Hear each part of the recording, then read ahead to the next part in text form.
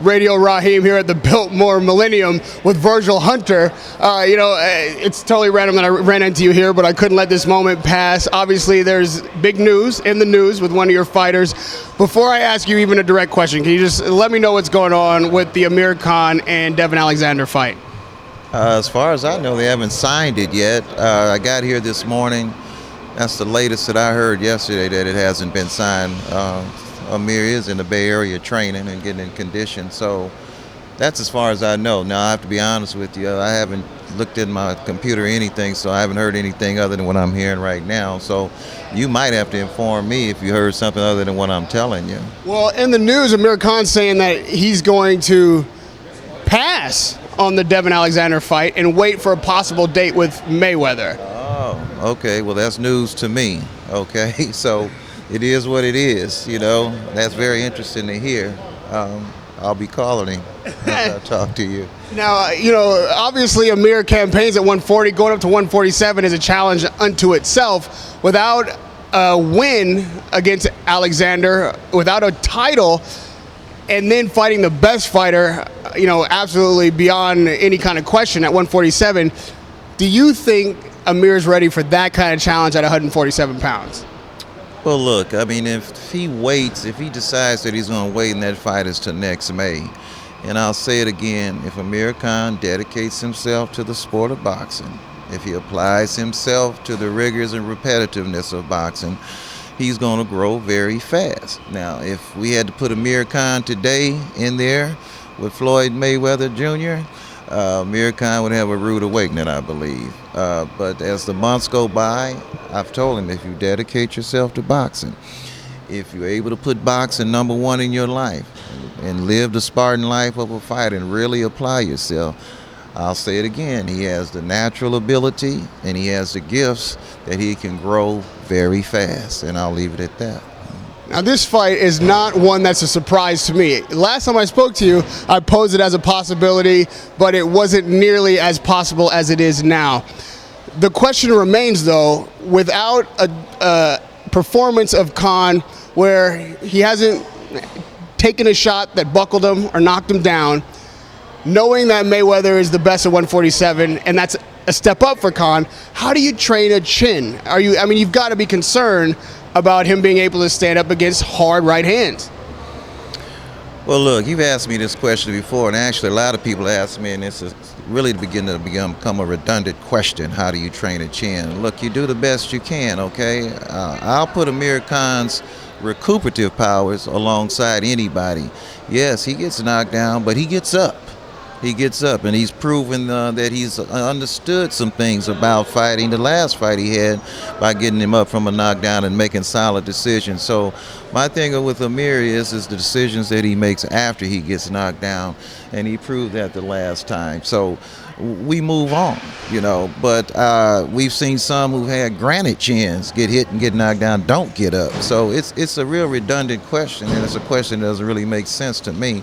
But I'll match his recuperative powers with anybody. And what he lists, you list the recuperative powers. Khan says his advantage is speed. He thinks he's faster than Mayweather, and that would give him the advantage in the fight. Do you agree with that, and what other advantages might you see for Khan, with a Khan at his best? Well, at this stage, quite naturally, he's going to say he's faster. But at this stage, Floyd is quicker.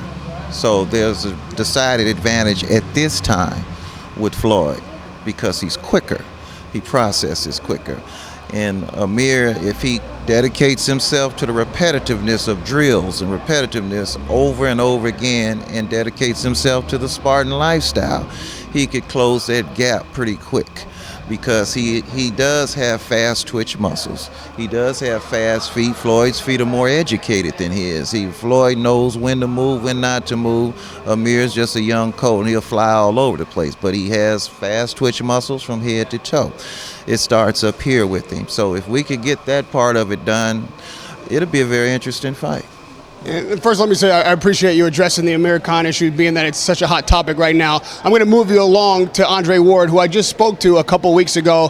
He spoke to me about the recovery, finally getting back in the ring. He hadn't had announced his fight, which he just recently announced. First of all, how do you feel about that matchup? And does it feel good to get back in the ring with your protege?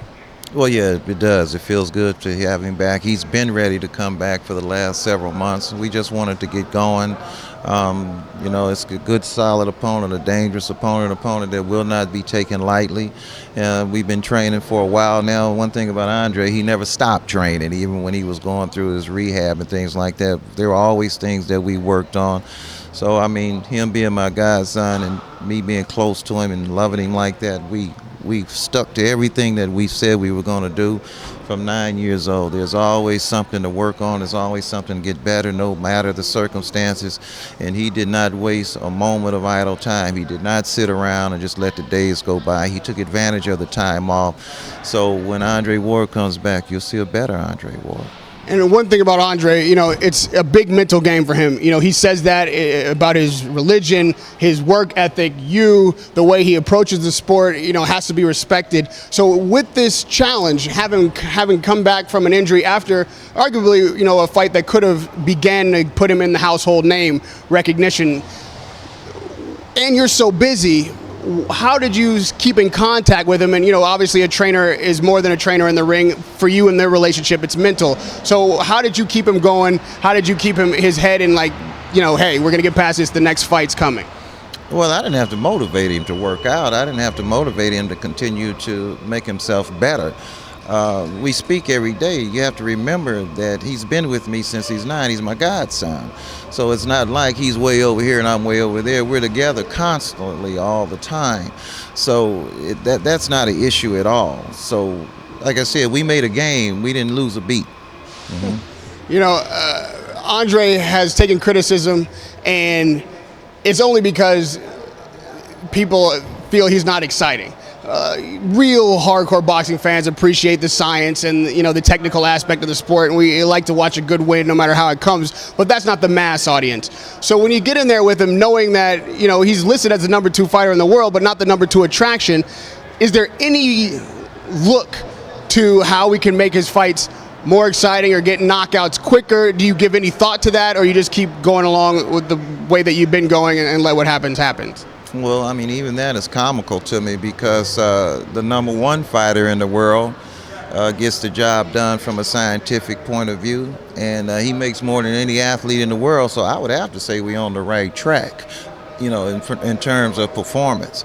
So, our time will come. Our time will come. All he has to do is continue to win. We don't pay attention to what the critics say and everything because, as this past couple of weeks ago, you saw what the fans like. The punchers, the Matisses, the Alvarez's things, they got to go back to the drawing board, man, because they ran into the scientific aspects of boxing. See, it's just not about slugging and trading punches, and it's like I indicated to you before. If you're going to teach the art, teach the art. Now, if he was doing another way, he'd be criticized for having this flaw and that flaw. The idea was for him to have a career in the sport. The idea was for him to learn how to hit and not to be hit. And that's what he does.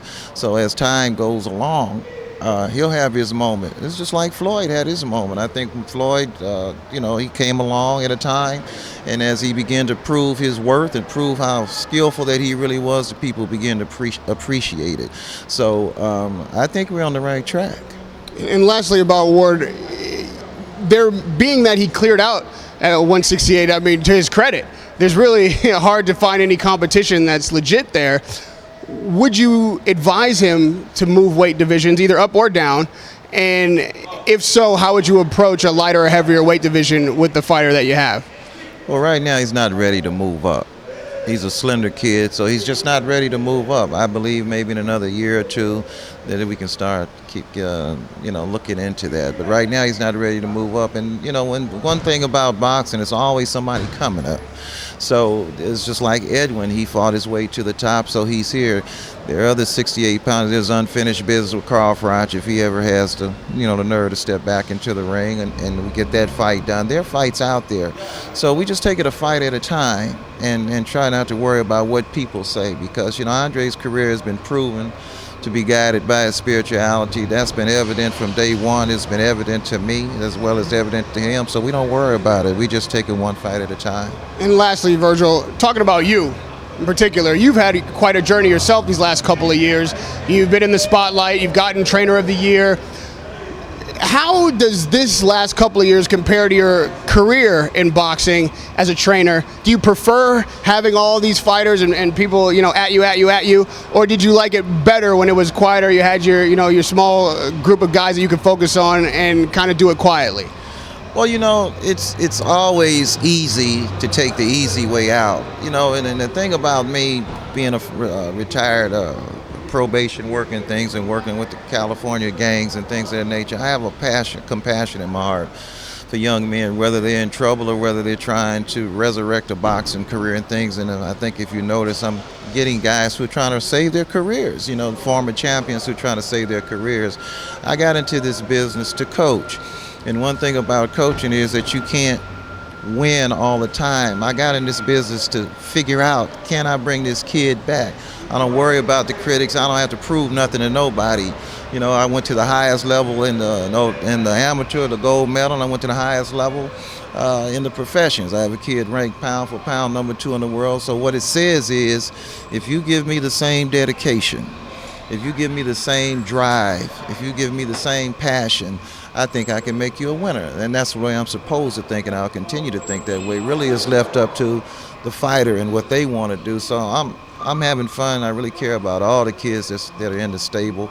I was just thinking about Andre Berto today. He's rehabbing and coming back. I mean, I just like the passion and enthusiasm that he's exhibiting on his comeback, and I still believe in him. I've lost some along the way for whatever reasons, but I never lost the love for him. So it goes on. I'm a boxing trainer. I didn't get in this. If I get into the Hall of Fame, great. If I don't, I can look back and be satisfied. And that's the main thing, that when I can't do it anymore, if I have some life in me after I can't do it anymore, I can look back and say I had a wonderful ride with some wonderful kids, and that'll be enough for me.